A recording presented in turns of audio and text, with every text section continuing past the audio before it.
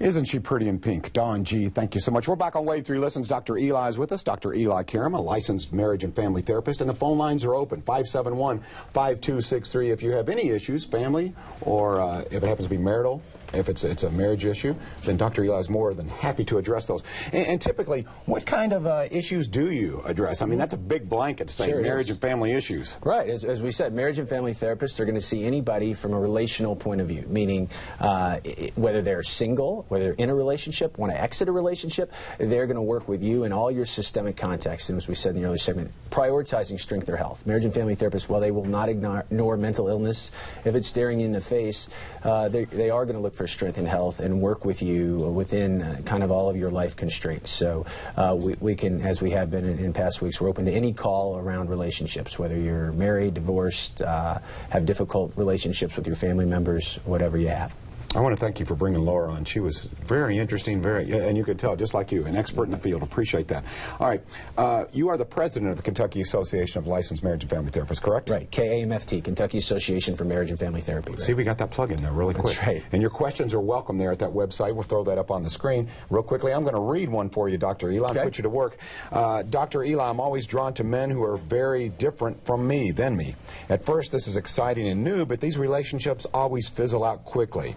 I've always been told that opposites attract. Is that really true? Wow, this is a very basic question, but I would imagine it's pretty complex. It's a basic question, John, that a lot of people get wrong. It's one of these myths. Nice thing in psychological sciences, we can use really good data, empirical evidence to kind of disprove some of these pop culture myths. So this idea, do opposites really attract? There's no proof that they do. In fact, it's more of the old saying, birds of a feather flock together. So thank you for your email. So what we know is that people that are well matched on qualities like interest, kind of what we call the big five personality characteristics: openness, conscientiousness, extroversion, agreeableness, neuroticism. Those are the big five. People that are similar in personality, similar in life background, as far as education level, like I said, religious affiliation.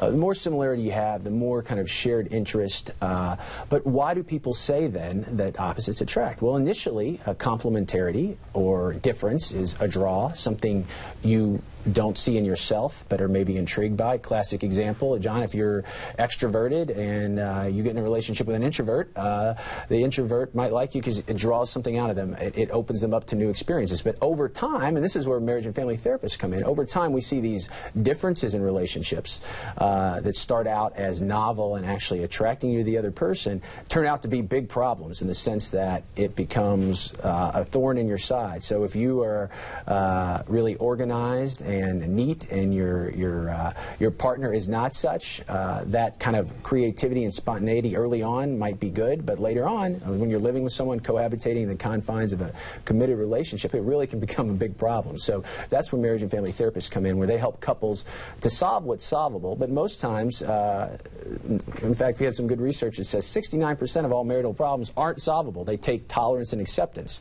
and a lot of that tolerance and acceptance is on these things that are incompatibilities in couples. You know, I can relate to what you're saying, Dr. Eli, in that I think initially when I met my wife, she was drawn to the fact that I'm social. I like to, tell a joke or two, hold court a little bit maybe when I meet my friends. And now she seems to roll her eyes. And not that I'm using this segment to help me out, but I think a lot of people feel like, look, you're trying to change me. I thought you liked that about me. But as you said, I guess over time, there are some things about folks that just wear thin. And you just go, okay, I put up with that for a while. Okay, you're a little unorganized, but yeah, you're spontaneous. I like that. And the yin and the yang. But then you go, you know what? Can I handle this long term? Yeah, and the key is people all get into mistakes when they try to change their partner, and that becomes the goal. And sometimes marriage and family therapists see that as the fix my partner couple, where you present the therapy and you think you're perfect and you want the therapist to fix your partner. Well, a lot of these things, again, are maybe not fixable, part of the core identity of that other person. So successful couples are able to kind of look at their cycle. As I've told you many times, I've never seen any relationship where one person is 100% to blame. So these couples are able to look at their cycle in the confines of a supportive relationship with a therapist. And the therapist, their alliance is with the couple. They're not there to be a judge or a jury. They're there to support the couple. So you have to take accountability for your part in that cycle.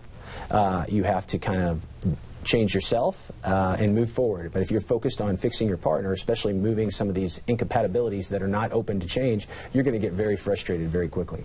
Now, I know this may seem basic to you, but I'm curious, what is your best case outcome, Dr. Eli, when you meet with a couple? You know, I know that sometimes it may be an issue and you go, you know what, this isn't going to work out. I mean, I know it's more complex than that, but is it really for the happiness of the two people, or is it to try to bring them back together and help them work on it, or is it all on an individual basis on do they want to work on this? Yeah. Is it fixable kind of thing? It's another great question. So it used to be in the profession, if you could not save a relationship, that was considered a negative outcome. And we know now that sometimes when you have these incompatibilities, these things that are probably not going to change, marriage and family therapists work with different types of couples in different stages, as we've talked about in these past segments. Some people that, if they both know they definitely want to save the relationship, maybe they're having problems, but they know they want to save the relationship, well, then the therapist is going to help them collaborate with goals and structure the therapy in a way to do that. Now, you could also have the other result where people say, well, you know, we care about each other, we have children together, we may have been together a long time, but, you know, I'm not the same person I was, and I just cannot tolerate these differences with my partner anymore. So we both agree that we want a divorce. But we want a divorce or separate in the right way because you don't want to damage your co-parental relationship. You want to make the adjustment as good as possible for your children. So marriage and family therapists can work with couples that are divorcing too. And sometimes couples in between that aren't really sure, should I stay or should I go? And when you call, again, you want to call a marriage and family therapist. Any of them should be able to, you want to look for a licensed marriage and family therapist, and that's abbreviated LMFT. And you can get a list of those by going to Therapist Locator right there where it says Locate a Therapist, as we said. And when you check their specialty, you want to ask them what they're interested in. Like in our last segment, Laura has a really big interest in working with couples with adoption and fertility issues. Every marriage and family therapist will have a kind of a subspecialty, but they're all trained to work with couples at multiple points of the family life cycle. Whether you're deciding whether we should stay together, should we separate, should we have children, should we adopt? All of these kind of life cycle transitions, John. Just like you had your oldest son go to college a couple years ago.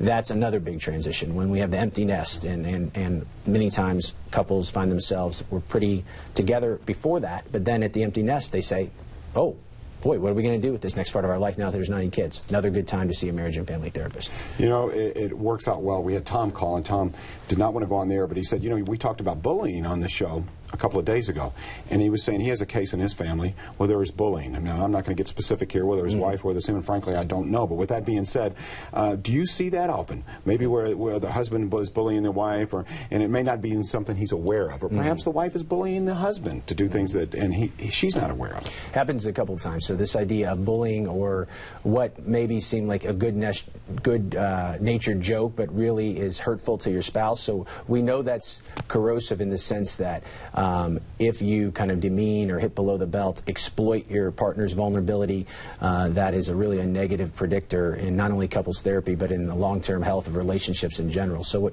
what you want to do is kind of know what your partner's vulnerabilities are, and definitely do not exploit them. And many people are uncomfortable expressing, as we said in the past, a negative emotion, sadness, loneliness, these more vulnerable emotions. So it's easier to show anger or to strike back at your partner. Marriage and family therapist is going to help someone like Tom kind of know what those vulnerabilities are, their partner, and how to say what they really mean in a different way without, saying something negative, and kind of fighting fair, as we like to say on the show. We had a few phone calls. I apologize for not being able to get to them. With that being said, KAMFT, is that .org? Yes. I want to make sure I'm correct. KAMFT.org. That's Kentucky Association of Marriage and Family Therapists. There it is right there on your screen. We have the president present. You're going to come back and see us again, Dr. Eli? Yeah, I'll see you in 2 weeks, and we'll do calls and emails. And thanks for having Laura on the show again. I really appreciate it. All right, coming up, we've got two topics we're going to talk about that kind of go together. We're going to talk about joint health and CrossFit, all kinds of goodies coming up right here on Wave 3 Listens.